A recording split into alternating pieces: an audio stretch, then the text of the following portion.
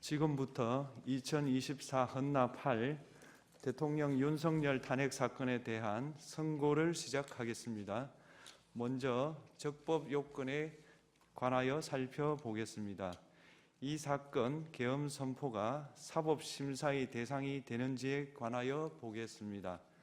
고위공직자의 헌법 및 법률 위반으로부터 헌법 질서를 수호하고자 하는 탄핵 심판의 취지를 고려하면 이 사건 계엄 선포가 고도의 정치적 결단을 요하는 행위라 하더라도 그 헌법 및 법률 위반 여부를 심사할 수 있습니다. 국회 법사의 조사 없이 이 사건 탄핵 소추안을 의결한 점에 대하여 보겠습니다. 헌법은 국회의 소추 절차를 입법에 맡기고 있고 국회법은 법사위 조사 여부를 국회의 재량으로 규정하고 있습니다. 따라서 법사위의 조사가 없었다고 하여 탄핵소추 의결이 부적법하다고 볼 수 없습니다. 이 사건 탄핵소추안의 의결이 일사부재의 원칙에 위반되는지 여부에 대해서 보겠습니다. 국회법은 부결된 안건을 같은 회기 중에 다시 발의할 수 없도록 규정하고 있습니다. 피청구인에 대한 1차 탄핵소추안이 제418회 정기회 회기에 투표 불성립되었지만 이 사건 탄핵소추안은 제419회 임시회 회기 중에 발의되었으므로 일사부재의 원칙에 위반되지 않습니다. 한편 이에 대해서는 다른 회기에도 탄핵소추안의 발의 횟수를 제한하는 입법이 필요하다는 재판관 정형식의 보충 의견이 있습니다. 이 사건 계엄이 단시간 안에 해제되었고 이로 인한 피해가 발생하지 않았으므로 보호이익이 헌결되었는지 여부에 대해서 보겠습니다. 이 사건 계엄이 해제되었다고 하더라도 이 사건 계엄으로 인하여 이 사건 탄핵 사유는 이미 발생하였으므로 심판의 이익이 부정된다고 볼 수 없습니다. 소추 의결서에서 내란죄 등 형법 위반 행위로 구성하였던 것을 탄핵 심판 청구 이후에 헌법 위반 행위로 포섭하여 주장한 점에 대하여 보겠습니다. 기본적 사실관계는 동일하게 유지하면서 적용 법조문을 철회, 변경하는 것은 소추 사유의 철회, 변경에 해당하지 않으므로 특별한 절차를 거치지 않더라도 허용됩니다. 피청구인은 소추 사유에 내란죄 관련 부분이 없었다면 의결 정족수를 충족하지 못하였을 것이라고 주장하지만 이는 가정적 주장에 불과하며 객관적으로 뒷받침할 만한 근거도 없습니다. 대통령의 지위를 탈취하기 위하여 탄핵 소추권을 남용하였다는 주장에 대하여 보겠습니다. 이 사건 탄핵 소추안의 의결 과정이 적법하고 피소추자의 헌법 또는 법률 위반이 일정 수준 이상 소명되었으므로 탄핵 소추권이 남용되었다고 볼 수 없습니다. 그렇다면 이 사건 탄핵 심판 청구는 적법합니다. 한편 증거법칙과 관련하여 탄핵 심판 절차에서 형사소송법상 전문법칙을 완화하여 적용할 수 있다는 재판관 이미선, 김형두의 보충 의견과 탄핵 심판 절차에서 앞으로는 전문법칙을 보다 엄격하게 적용할 필요가 있다는 재판관 김복형, 조한창의 보충 의견이 있습니다. 다음으로 피청구인이 직무집행에 있어 헌법이나 법률을 위반하였는지 피청구인의 법 위반 행위가 피청구인을 파면할 만큼 중대한 것인지에 관하여 살펴보겠습니다. 우선 소추 사유별로 살펴보겠습니다. 1. 이 사건 계엄 선포에 관하여 보겠습니다. 헌법 및 계엄법에 따르면 비상계엄 선포의 실체적 요건 중 하나는 전시, 사변 또는 이에 준하는 국가 비상사태로 저가 교전 상태에 있거나 사회 질서가 극도로 교란되어 행정 및 사법 기능의 수행이 현저히 곤란한 상황이 현실적으로 발생하여야 한다는 것입니다. 피청구인은 야당이 다수 의석을 차지한 국회의 이례적인 탄핵소추 추진, 일방적인 입법권 행사 및 예산 삭감 시도 등의 전횡으로 인하여 위와 같은 중대한 위기사항이 발생하였다고 주장합니다. 피청구인의 취임 후 이 사건 계엄 선포 전까지 국회는 행안부 장관, 검사, 방통위위원장, 감사원장 등에 대하여 총 22건의 탄핵소추안을 발의하였습니다. 이는 국회가 탄핵소추 사유의 위헌위법성에 대해 숙고하지 않은 채 법 위반의 의혹에만 근거하여 탄핵심판 제도를 정부에 대한 정치적 압박 수단으로 이용하였다는 우려를 낳았습니다. 그러나 이 사건 계엄 선포 당시에는 검사 1인 및 방통위위원장에 대한 탄핵 심판 절차만이 진행 중이었습니다. 피청구인이 야당이 일방적으로 통과시켜 문제가 있다고 주장하는 법률안들은 피청구인이 제의를 요구하거나 공포를 보류하여 그 효력이 발생되지 않은 상태였습니다. 2025년도 예산안은 2024년 예산을 집행하고 있었던 이 사건 계엄 선포 당시 상황에 어떠한 영향을 미칠 수 없고 위 예산안에 대하여 국회 예결특위의 의결이 있었을 뿐 본회의의 의결이 있었던 것도 아닙니다. 따라서 국회의 탄핵소추, 입법, 예산안 심의 등의 권한 행사가 이 사건 계엄 선포 당시 중대한 위기 상황을 현실적으로 발생시켰다고 볼 수 없습니다. 국회의 권한 행사가 위법, 부당하더라도 헌법재판소의 탄핵 심판, 피청구인의 법률안 제의 요구 등 평상시 권력 행사 방법으로 대처할 수 있으므로 국가 긴급권의 행사를 정당화할 수 없습니다. 피청구인은 부정선거 의혹을 해소하기 위하여 이 사건 계엄을 선포하였다고도 주장합니다. 그러나 어떠한 의혹이 있다는 것만으로 중대한 위기 상황이 현실적으로 발생하였다고 볼 수는 없습니다. 또한 중앙선관위는 제22대 국회의원 선거 전에 보안 취약점에 대하여 대부분 조치하였다고 발표하였으며 사전, 우편, 투표함, 보관장소, CCTV 영상을 24시간 공개하고 개표 과정에 수검표 제도를 도입하는 등의 대책을 마련하였다는 점에서도 피청구인의 주장은 타당하다고 볼 수 없습니다. 결국 피청구인이 주장하는 사정을 모두 고려하더라도 피청구인의 판단을 객관적으로 정당화할 수 있을 정도의 위기 상황이 이 사건 계엄 선포 당시 존재하였다고 볼 수 없습니다. 헌법과 계엄법은 비상계엄 선포의 실체적 요건으로 병력으로서 군사상의 필요에 응하거나 공공의 안녕 질서를 유지할 필요와 목적이 있을 것을 요구하고 있습니다.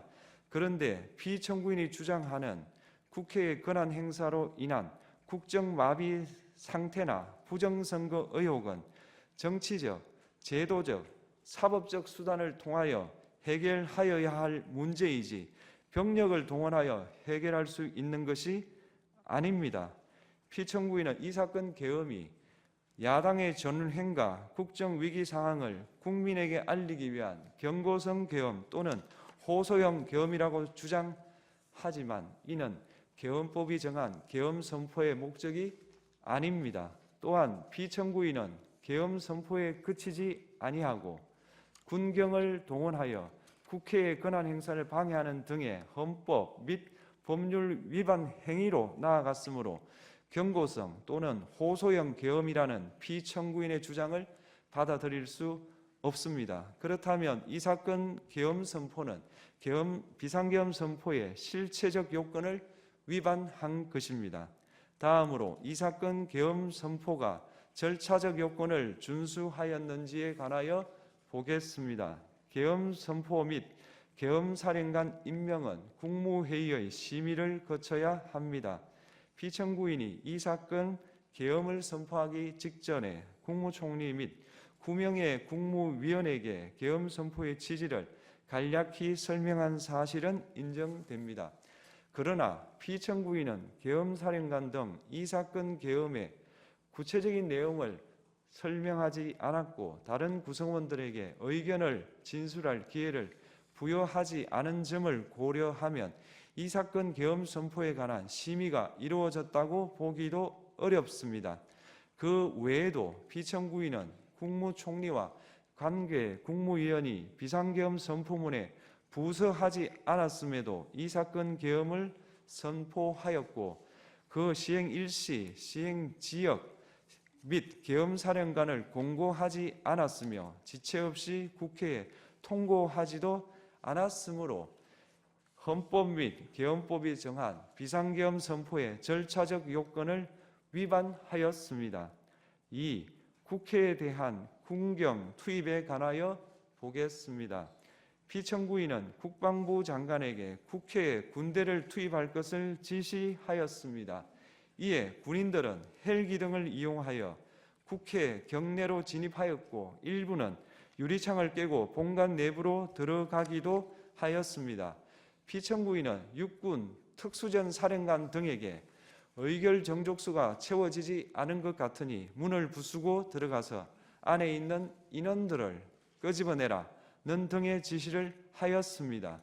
또한 피청구인은 경찰청장에게 계엄사령관을 통하여 이 사건 포고령의 내용을 알려주고 직접 6차례 전화를 하기도 하였습니다. 이에 경찰청장은 국회 출입을 전면 차단하도록 하였습니다. 이로 인하여 국회로 모이고 있던 국회의원들 중 일부는 담장을 넘어가야 했거나 아예 들어가지 못하였습니다. 한편 국방부 장관은 필요시 체포할 목적으로 국군 방첩사령관에게 국회의장, 각 정당 대표 등 14명의 위치를 확인하라고 지시하였습니다. 피청구인은 국가정보원 1차장에게 전화하여 국군 방첩사령부를 지원하라고 하였고 국군 방첩사령관은 국가정보원 1차장에게 위 사람들에 대한 위치 확인을 요청하였습니다. 이와 같이 피청구인은 군경을 투입하여 국회의원의 국회 출입을 통제하는 한편 이들을 끌어내라고 지시함으로써 국회의 권한 행사를 방해하였으므로 국회에 계엄 해제 요구권을 부여한 헌법 조항을 위반하였고 국회의원의 심의 표결권, 불체포 특권을 침해하였습니다. 또한 각 정당의 대표 등에 대한 위치 확인 시도에 관여함으로써 정당 활동의 자유를 침해하였습니다. 피청구인은 국회의 권한 행사를 막는 등 정치적 목적으로 병력을 투입함으로써 국가안전보장과 국토방위를 사명으로 하여 나라를 위해 봉사하여 온 군인들이 일반 시민들과 대치하도록 만들었습니다. 이에 피청구인은 국군의 정치적 중립성을 침해하고 헌법에 따른 국군 통수 의무를 위반하였습니다. 3. 이 사건 포고령 발령에 관하여 보겠습니다. 피청구인은 이 사건 포고령을 통하여 국회, 지방의회, 정당의 활동을 금지함으로써 국회에 계엄 해제 요구권을 부여한 헌법조항, 정당 제도를 규정한 헌법조항, 대의민주주의 권력분리 원칙을 위반하였습니다. 비상계엄 하에서 기본권을 제한하기 위한 요건을 정한 헌법 및 계엄법 조항, 영장주의를 위반하여 국민의 정치적 기본권, 단체 행동권, 직업의 자유를 침해하였습니다. 4. 중앙선관위에 대한 압수수색에 관하여 보겠습니다. 피청구인은 국방부 장관에게 병력을 동원하여 선관위의 전산 시스템을 점검하라고 지시하였습니다. 이에 따라 중앙선관위 청사에 투입된 병력은 출입 통제를 하면서 당직자들의 휴대전화를 압수하고 전산 시스템을 촬영하였습니다. 이는 선관위에 대하여 영장 없이 압수수색을 하도록 하여 영장주의를 위반한 것이자 선관위의 독립성을 침해한 것입니다. 5. 법조인에 대한 위치 확인 시도에 관하여 보겠습니다. 앞서 말씀드린 바와 같이 피청구인은 필요시 체포할 목적으로 행해진 위치 확인 시도에 관여하였는데 그 대상에는 퇴임한 지 얼마 되지 않은 전 대법원장 및 전 대법관도 포함되어 있었습니다. 이는 현직 법관들로 하여금 언제든지 행정부에 의한 체포 대상이 될 수 있다는 압력을 받게 함으로 사법권의 독립을 침해한 것입니다. 지금까지 살펴본 피청구인의 법 위반 행위가 피청구인을 파면할 만큼 중대한 것인지 관하여 보겠습니다. 피청구인은 국회와의 대립사항을 타개할 목적으로 이 사건 계엄을 선포한 후 군경을 투입시켜 국회의 헌법상 권한 행사를 방해함으로써 국민 주권주의 및 민주주의를 부정하고 병력을 투입시켜 중앙선관위를 압수수색하도록 하는 등 헌법이 정한 통치구조를 무시하였으며 이 사건 포고령을 발령함으로써 국민의 기본권을 광범위하게 침해하였습니다.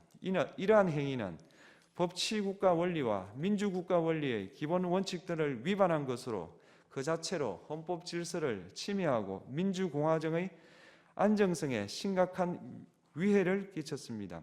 한편 국회가 신속하게 비상계엄 해제 요구를 결의할 수 있었던 것은 시민들의 저항과 군경의 소극적인 임무 수행 덕분이었으므로 이는 피청구인의 법 위반에 대한 중대성 판단에 영향을 미치지 않습니다. 대통령의 권한은 어디까지나 헌법에 의하여 부여받은 것입니다. 피청구인은 가장 신중히 행사되어야 할 권한인 국가 긴급권을 헌법에서 정한 한계를 벗어나 행사하여 대통령으로서의 권한 행사에 대한 불신을 초래하였습니다. 피청구인이 취임한 이래 야당이 주도하고 이례적으로 많은 탄핵 소추로 인하여 여러 고위공직자의 권한 행사가 탄핵 심판 중 정지되었습니다. 2025년도 예산안에 관하여 헌정사상 최초로 국회 예산결산특별위원회에서 정액 없이 감액에 대해서만 야당 단독으로 의결하였습니다. 피청구인이 수립한 주요 정책들은 야당의 반대로 시행될 수 없었고 야당은 정부가 반대하는 법률안들을 일방적으로 통과시켜 피청구인의 제의 요구와 국회의 법률안 의결이 반복되기도 하였습니다. 그 과정에서 피청구인은 야당의 전횡으로 국정이 마비되고 국익이 현저히 저해되어 가고 있다고 인식하여 이를 어떻게든 타개하여야만 한다는 막중한 책임감을 느끼게 되었을 것으로 보입니다. 피청구인이 국회의 권한 행사가 권력 남용이라거나 국정 마비를 초래하는 행위라고 판단한 것은 정치적으로 존중되어야 합니다. 그러나 피청구인과 국회 사이에 발생한 대립은 일방의 책임에 속한다고 보기 어렵고 이는 민주주의 원리에 따라 해소되어야 할 정치의 문제입니다.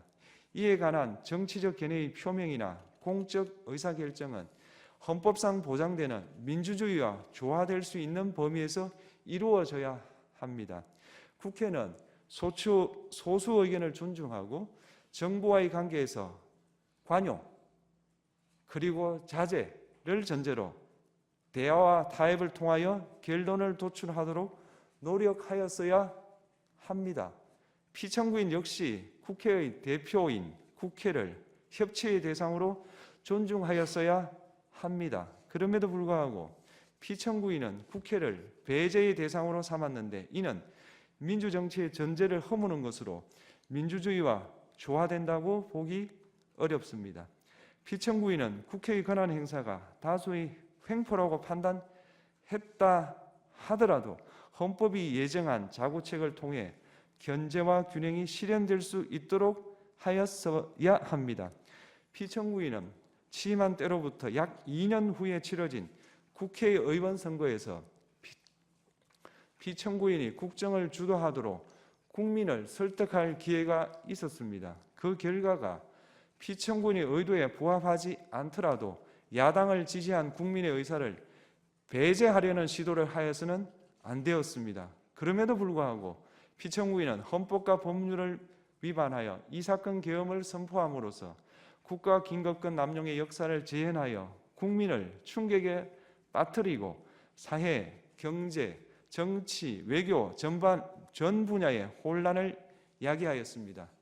국민 모두의 대통령으로서 자신을 지지하는 국민을 초월하여 사회 공동체를 통합시켜야 할 책무를 위반하였습니다. 군경을 동원하여 국회 등 헌법기관의 권한을 훼손하고 국민의 기본적 인권을 침해함으로써 헌법소의 책무를 저버리고 민주공화국의 주권자인 대한국민의 신임을 중대하게 배반하였습니다. 결국 피청구인의 위법 행위는 국민의 신임을 배반한 것으로 헌법소의 관점에서 용납될 수 없는 중대한 법 위반 행위에 해당합니다.